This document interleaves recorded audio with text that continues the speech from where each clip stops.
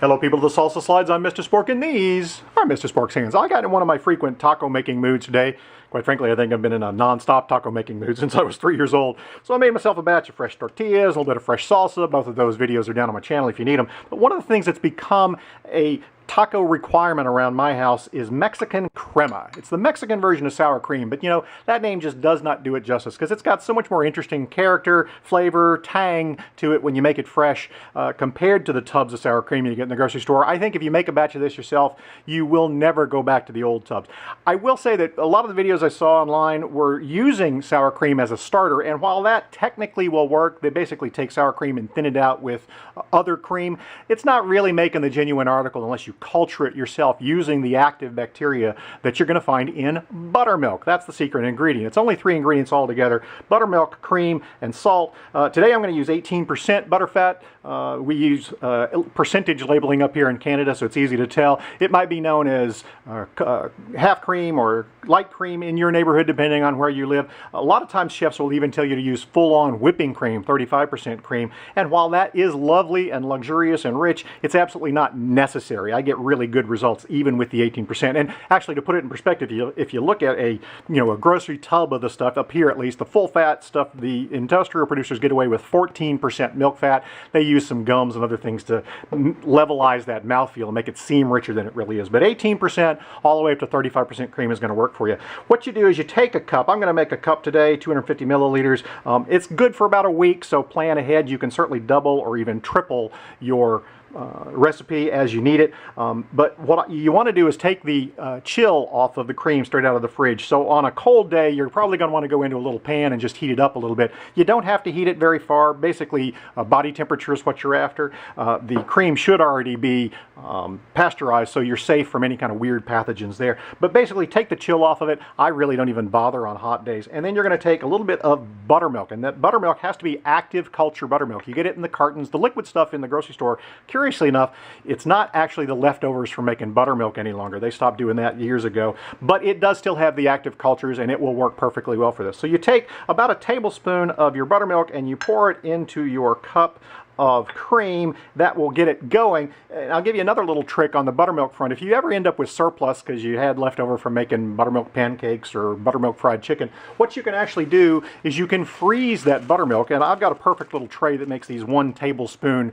buttermilk portions that will work perfectly well on making crema. But I do notice that you get a little bit less culture activity once they freeze. I think some of the cultures die off. So whenever I'm using the frozen buttermilk trick, I go ahead and throw in 2 tablespoons, 2 ice cubes worth for inoculating it initially. You don't put the salt in yet. The salt comes later because the salt would inhibit the bacteria growth. But once you've got your cream inoculated, what you need to do is put a loose cover on it. If you've got a loose lid, that'll work, but I use a paper towel because you want a little bit of airflow around this. I rubber band it down. That is perfect. It'll keep things from falling into it, no cat paws and such. And you want to set it in a slightly warm part of your kitchen. I suppose if you're in Mexico and your kitchen's 110 degrees already, you probably want to find a slightly cool spot. But you're looking for around 85 degrees Fahrenheit for it to culture. It'll start to thicken ever so slightly in as soon as 6 hours, in as much as 16 hours. On really cold Canada days, it's taken me up to 2 days for it to start. But once it starts to culture, you're going to go into the fridge with it, and I'll show you what happens. You might be asking yourself, why bother making Mexican crema from scratch if I've got sour cream available to me in the grocery store? Well, apart from cost, let me read you a couple of key ingredients on the back of this ordinary grocery tub of the stuff. It's got carrageenan, locust bean gum, and guar gum. Those are all just stabilizers that the industrial processors use to basically give you a consistent mouthfeel, and you just don't need them. And quite honestly, I think you're going to do better at home culturing it yourself. It's interesting to note that originally in Mexico, they just left cream out on the counter, and the natural bacteria in the air is what colonized it and gave them the flavor. But I think if you want to try that at home, you certainly can, but you're going to get better and more consistent results using the bacteria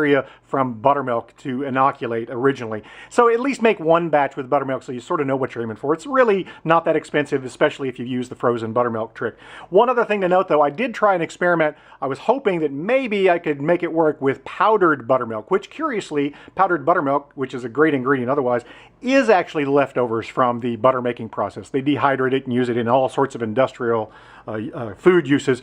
But unfortunately, once they dehydrate it, all the cultures die off. So you can't go that route. You're going to have to get yourself some live, active culture buttermilk. I'm back after about a day and a half. Let me tell you what happened while I was away. Because it's summer and warm here, I noticed that the cream was starting to thicken at about 12 or 14 hours. And at that point, I still left the paper top on and went into the fridge with it.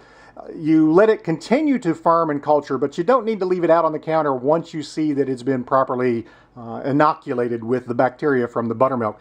The result, as you can tell, is that it's nice and thick on the top. It's really well cultured. Again, it'll thicken up even farther once it goes into the fridge. This is, like I say, 36 hours.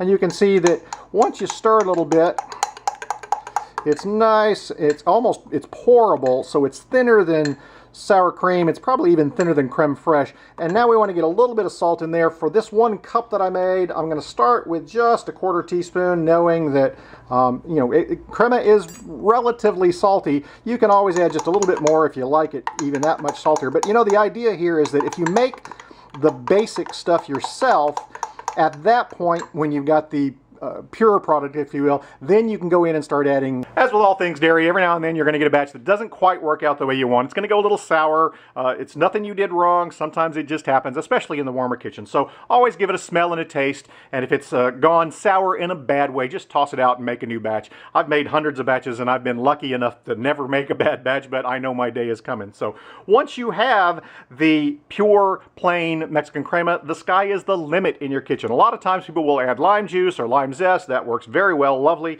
If you've got your garden going, you can go grab you some cilantro or some mint. If you've got beautiful neighbors like I do, you can go grab some scallions and cut the white parts off, throw it in there. I actually like doing a roasted head of garlic, and when the garlic goes nice and sweet, mix that in. It's beautiful. You can go and grab some chipotle peppers, or for that matter, just a spoonful of the sauce that come in. That's going to flavor it very nicely.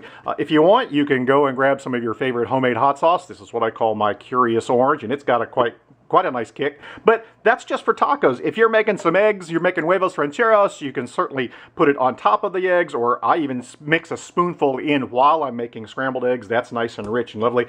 And of course, Mexican crema is 1/2 of the equation with mayo and some spices for making Mexican street corn. I paint it on, grill it off, paint it on some more, a little bit of spice, a little bit of cotija cheese, which is a name I never say right, but that is a lovely way to prepare your corn now that you're in the middle of corn season.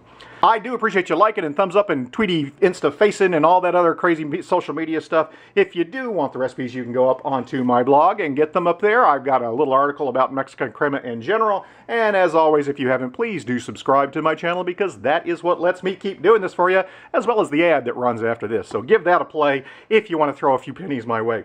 I do appreciate you. As always, it's time for tacos. I've got some black beans going on in the background, some salsa. I just pulled a little bit of taco fixin' off of the grill, off the charcoal, al carbone, as they would say. So for me, until next time, I'm Mr. Spork. These are Mr. Spork's hands, and it is taco time. Cheers.